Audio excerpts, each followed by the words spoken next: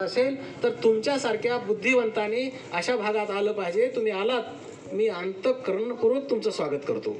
कारण समाजाला अशा विचाराची गरज आहे. समाजात परिवर्तन झालं पाहिजे आणि आमच्या समाजात ते होत नाही. त्याचं मुख्य कारण काय असेल तर ते अज्ञान आहे.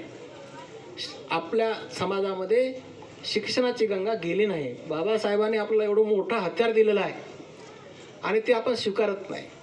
कोणीतरी म्हणालं, चिमुरे सरच म्हणाले वाटतं, कारण मी त्यावर खूप कथा लिहिल्या आहेत अंधश्रद्धेवर.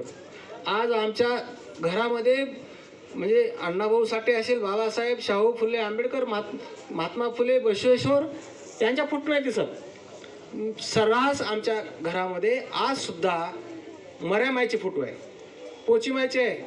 प्राध्यापक असणारे माणसं उपास धरतात. कोणाला सांगू नका बाई आज माझा उपास आहे, मला जेव्हा म्हणू नका म्हणतात. कसा समाज सुधारणार? आणि मग हे जर सुधारायचं असेल तर आपणास समाजाला शिक्षणाचं महत्त्व पटवून दिलं पाहिजे. अण्णाभाऊ साठेने इरेनं गाढव खाल्लं नावाची कथा लिहिली अडाणी माणसांची. अडाणी माणसं कच्च्या कानाची असतात. मातक समाज कच्च्या कानाचा आहे. किडेसाहेब कुणाचं पण ऐकतो आणि जर एकदा ऐकला तर तो कुणाला ऐकत नाही. कारण रेल्वेचा डब्बा जसा पेटतो तसा पेटला की ऐकत नाही. पण त्याला पेटवणारे तुमच्या आमच्यासारखे लोक असले पाहिजेत. हे जरी अडाणी असले, अज्ञानी असले तरी ते माणूस पण जपणारे आहेत. मातंग समाज हा माणूस जपणारा समाज आहे, मानवतेचा कास धरणारा समाज आहे. आपण दुसऱ्या लोक आता बरोबरीची जेव्हा आपण विचार करतो तेव्हा आम्ही कुणाची बरोबरी करतो? बौद्ध समाजाची करतो, महार समाज. त्यांची कशाला करता? आपण इतराचे पण केले पाहिजे ना. पण गावकुस 1/3 गावकुसा बाहेर मांगाला लागून महाराजची वस्ती शिंगाडे सर आणि आपण शेजाऱ्याचीच बरोबरी करतो. बरोबरी जरूर करा. त्यांनी जशी प्रगती केली तशी आपण सुद्धा प्रगती केली पाहिजे. कोणीतरी म्हणालं की आपल्या घरात कलेक्टर का होत नाही? ही सकारात्मक भूमिका आपल्यात आली पाहिजे. पालकापेक्षाही म्हणजे पुरुषापेक्षाही स्त्रिया शिकल्या पाहिजेत. कारण एक स्त्री शिकली तर 2 घर सुधारतं म्हणतात. आपल्याकडं महिलाच आल्या नाहीत, मग आपल्या लेकराला कसं शिकवणार? कारण जिजाबाईंनी शिवाजी घडवला. आपल्या मुलाला घडवायचं झालं तर आपल्या जिजाबाई घडल्या पाहिजे. त्यांनी पण 2 विचार ऐकले पाहिजेत. अण्णाभाऊ साठेंनी आपल्या साहित्यामध्ये रक्त आणि आश्रू शिंपडले, मोहरा उधळल्या आणि म्हणून अण्णाभाऊ साठेंनी साहित्य लिहिलेलं आहे. अण्णाभाऊ साठे आणि बाबासाहेबांचा दुवा सांगत असताना ते एकमेकांचे आदर्श कसे आहेत? आमचे वाघमारे सर म्हणाले की कला पथकाच्या माध्यमातून त्यांनी प्रबोधन केलेलं आहे. खरी गोष्ट आहे. कारण अण्णाभाऊ साठे कामगार चळवळीमध्येच वाढलेले होते.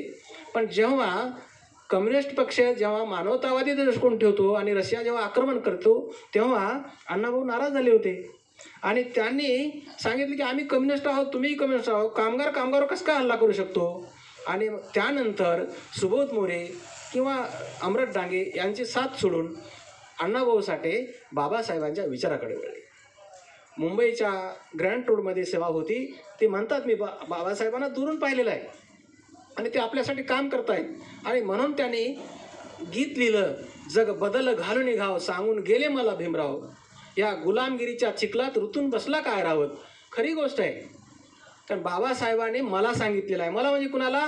मातंग समाजाला. आमच्या शाहिराने एका ठिकाणी म्हटलेलं आहे की हा रथ इथवर आणला आहे, तुम्हाला पुढे नेता आलं तर न्या. पण वाटून घेतलो आम्ही पक्षामध्ये. तसं अण्णाभाऊ साठेंनी सांगितलेलं आहे की जग बदलण्याची ताकद जर कुणामध्ये असेल ते मातक समाजामध्ये आहे. आणि ही चळवळ आता ती आपल्याकडे आली आहे.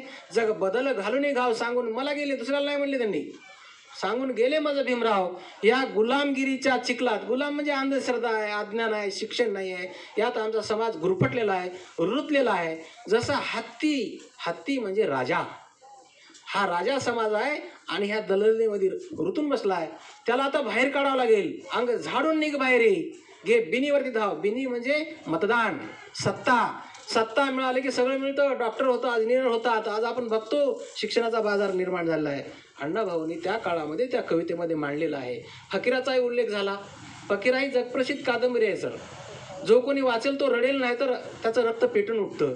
ही कादंबरी त्यांनी बाबासाहेबांच्या झुंजार लेखणीस अर्पण केलेली आहे.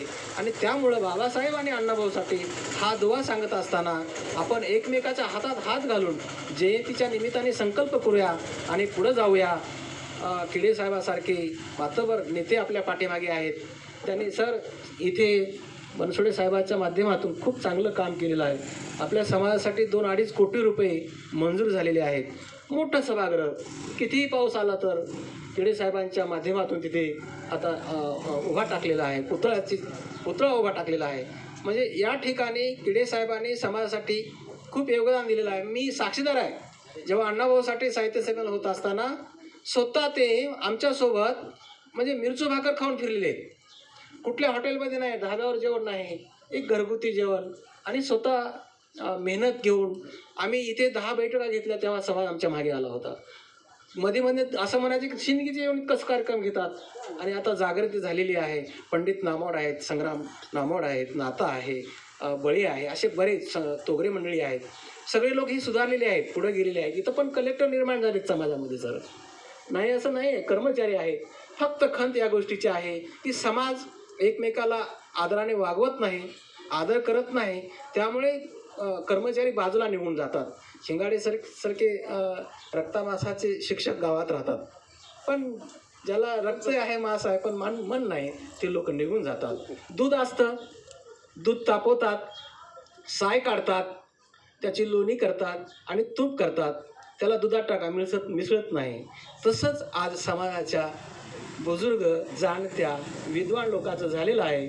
त्यांनी पुन्हा परत यावं आणि समाज जागृत करावा ही अपेक्षा व्यक्त करतो. आपण मला ऐनवेळी उद्घाटक केलात, तुमचे आभार मानतो.